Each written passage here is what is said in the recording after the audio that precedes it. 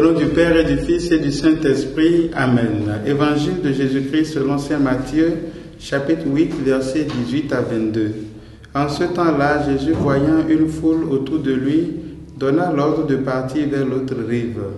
Un scribe s'approcha et lui dit, « Maître, je te suivrai partout où tu iras. » Mais Jésus lui déclara, « Les renards ont des terriers, les oiseaux du ciel ont des nids, mais le Fils de l'homme n'a pas d'endroit où reposer la tête. » Un autre de ses disciples lui dit, « Seigneur, permets-moi d'aller d'abord enterrer mon Père. » Jésus lui dit, « Suis-moi et laisse les morts enterrer leurs morts. » Acclamons la parole de Dieu. Louange à toi, Seigneur Jésus.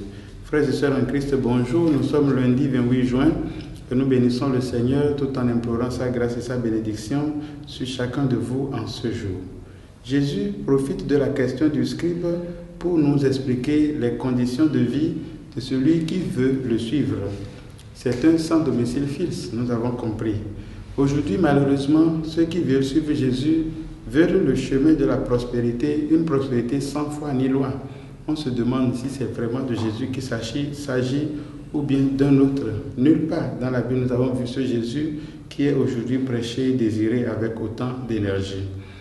Mes frères et sœurs, permettez-moi de vous dire, on ne suit pas Jésus pour avoir du travail. Non, ce n'est pas la raison pour laquelle on suit Jésus.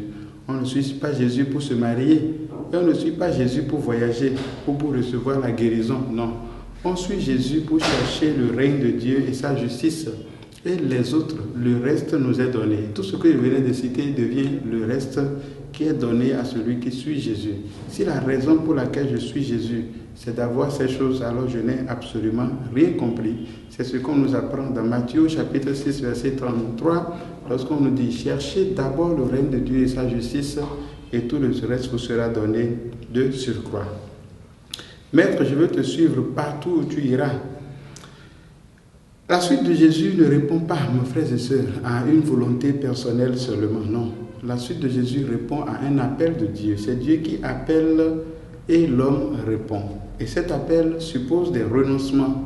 Un tel appel, une telle réponse suppose beaucoup de renoncements. Et la suite de Jésus donc s'exprime par la célébration, la cérémonie de baptême dans laquelle nous voyons des renoncements. Je cite quelques éléments. Lorsque nous nous préparons à recevoir le baptême, dans la célébration même, il y a la partie renoncement, profession de foi. Et ici, on nous demande, renoncez-vous à Satan, renoncez-vous à toutes ses œuvres, renoncez-vous à toutes ses séductions, et nous répondons, je renonce, je renonce, je renonce.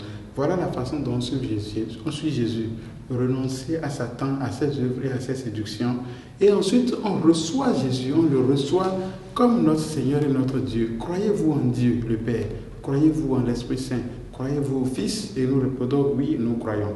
Croyez-vous en l'Église, à la communion des saints, au pardon des péchés, à la résurrection de la chair?